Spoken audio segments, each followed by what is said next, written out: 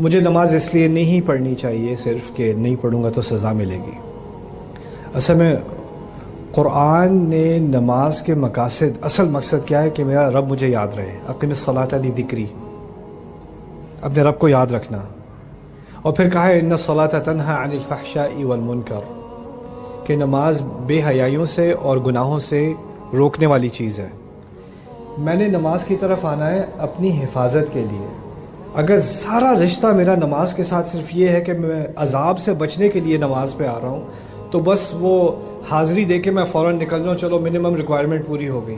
میں نماز کے لیے کی طرف اپنی صحت کے لیے نہیں آ رہا، اپنی بہتری کے لیے نہیں آ رہا، اپنے دل کو زیادہ مضبوط کرنے کے لیے نہیں آ رہا، بس عذاب سے بچنے کے لیے آ رہا ہوں. یہ بہت ہی منیمم قسم کا تعلق ہے نماز کے ساتھ، اور میرے نزدیک یہ بہت نیگیٹو قسم کا تعلق ہے. یہ تو اس طرح کہنا ہے کہ میں اپنی امی کو جا کے سلام اس لیے کہتا ہوں کہ نہیں کہوں گا تو وہ تھپڑ ماریں گی. ماں کو جا کے سلام اس لیے کہا جاتا ہے کہ اس سے مجھے اس سے محبت ہے. میرا دل نہیں مانتا کہ میں جا کر سلام نہ کروں، اٹھ کر گلے نہ لگاؤں.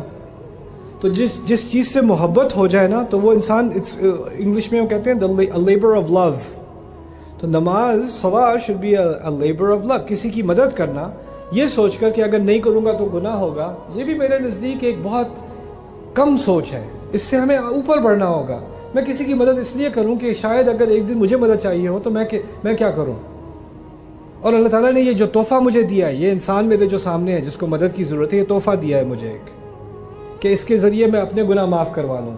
اس کے ذریعے اللہ تعالیٰ نے مجھے اپنی خدمت کرنے کا ایک موقع دیا ہے. جیسے موسیٰ علیہ السلام نے 2 لڑکیوں کی مدد کی مدین میں، جا کر درخت کے نیچے بیٹھے اور کہتے ہیں ربی انی لما انزلت الی من خیر فقیر. اس کے معنی میں سے ایک معنی یہ بھی ہے، میرے رب ابھی جو تو نے مجھے اچھا کام کرنے کا موقع دیا، اگر کوئی اور بھی خیر کرنے کا موقع مجھے دے دے تو میں اس کا محتاج ہوں، اس کا فقیر ہوں. ان کو ایک رغبت ہے کہ میں کوئی اور اچھا کام کروں. اب آتے ہیں قرآن کی طرف. میرے نزدیک قرآن اس طرح کا پڑھا کہ پڑھو، نہیں پڑھو گے تو قیامت کے دن تمہارے خلاف گواہی دے گا، یہ ہوگا وہ ہوگا. ٹھیک ہے، وہ باتیں بعد میں ہو جائیں گی. پہلے I think we need a labour of love. پہلے وہ جس چیز کی ہمیں ضرورت ہے کہ قرآن الرحمن نے بھیجا. الرحمن علم القرآن، شدید محبت اور خیال کرنے والا. الرحمن، رحمت کے لفظ سے آپ کو عربی کے جو اس کے معنی ہیں وہ سامنے نہیں آتے اتنی آسانی سے اردو میں. رحمت میں شدید محبت بھی ہے اور خیال کرنا بھی ہے.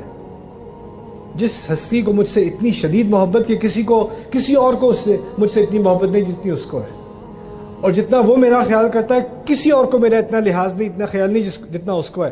اس نے اپنی محبت کی بنیاد پر فیصلہ کیا کہ مجھے قرآن سکھائے.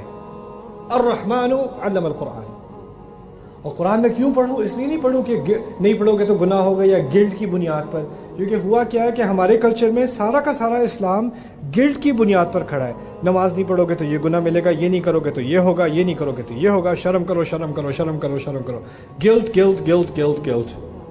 اور جتنا آپ گلٹ کرو گے اتنی محبت کم ہوتی چلی جائے گی. تو یہ بنیادی جو تعلق ہے ہمارا قرآن کے ساتھ، وہ الرحمن کے ساتھ تعلق ہے، وہ محبت کا تعلق ہے. اور وہ ایک دفعہ پیدا ہو جائے تو پھر تو کیا کہنے ہیں انشاءاللہ.